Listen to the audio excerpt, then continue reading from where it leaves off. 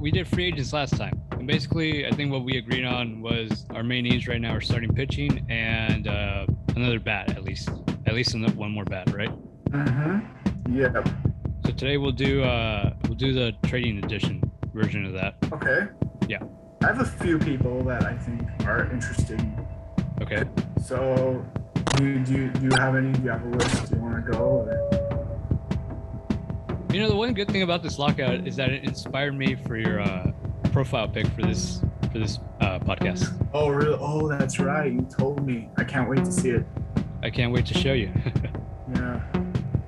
Actually, give me a sec. Okay. Okay. I have a confession. I went online and just looked up top trade candidates. You mean you didn't do your work? Yeah, I sort of didn't. Okay. But right now, I'm just looking at the list and trying to.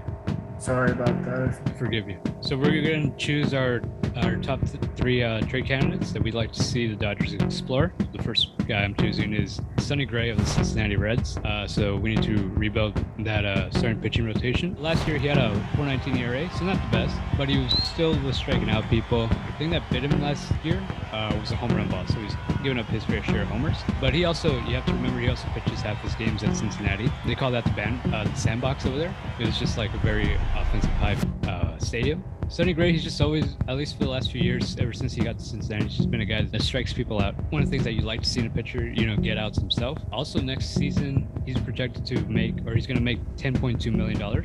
For a pitcher of his caliber, it's not really, it's not that bad of a deal. He's also got another year left on his contract after that. In 2023, he's going to make $12 million. And a cool thing for him, I mean, this has nothing to do with us, but he gets a $1 million bonus if he's traded. So, look at him. One of the biggest trades that Freeman made in his Dodger career is the trade of Puig, and that basically turned into Mookie Betts and Max Scherzer, because we got Josiah Gray, who went in the Scherzer deal, and Jeter Downs, who went in the Boston deal. So there's some familiarity there. Honestly, I think we can fleece him again. I don't think we'll give up that much prospect capital, just because we're smarter than them. A guy I also like to see in the Sonny Gray trade, just to add another piece to it, Nick Senzel, who's like a utility guy. He can play the outfield, he can play middle infield. He's really fast. He's been a league average batter, a little worse the last few years, but maybe the Dodgers can unlock something there. I think in that deal, a couple pitchers would have to go, and maybe a high ceiling bat, something like that, some package like that. I think Sonny Gray would be at the very least, he'd be a really good innings eater, which is something that we're sorely lacking right now. At his top of the game, he can be number one, number two guy for us based on what he's done in the past before. And he has a really nice curveball, and the Dodgers love that. They love using curveballs. Yeah. And at $10 million, that's nothing. I mean, compare that to the $43 million that Max Scherzer was going to make.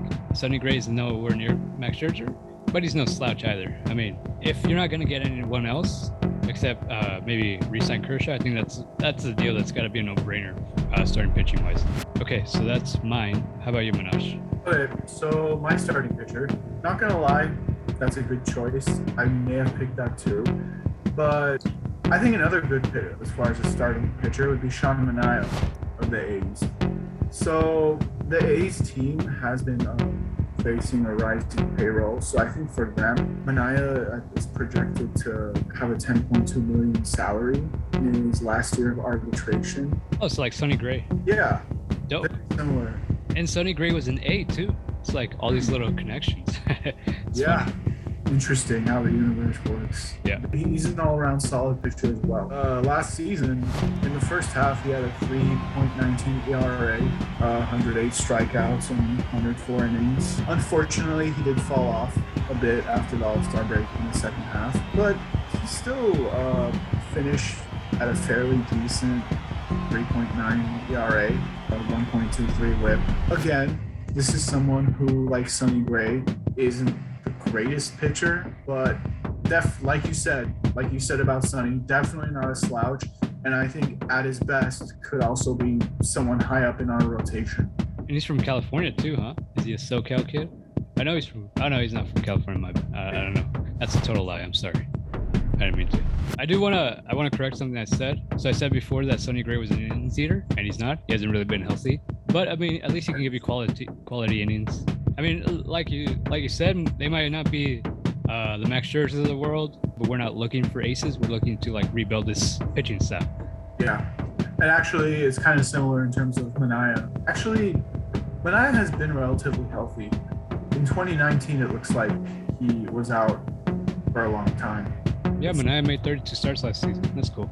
Manaea's also a guy who like has really strong command. Definitely another weapon to play with, maybe. Yeah. The thing also coming from Oakland is like, here's all I'll say on Oakland. I mean, I don't know where the hell they're going.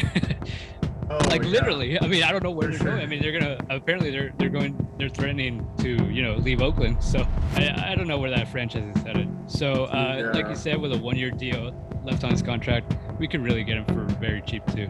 Yeah, definitely. Yeah.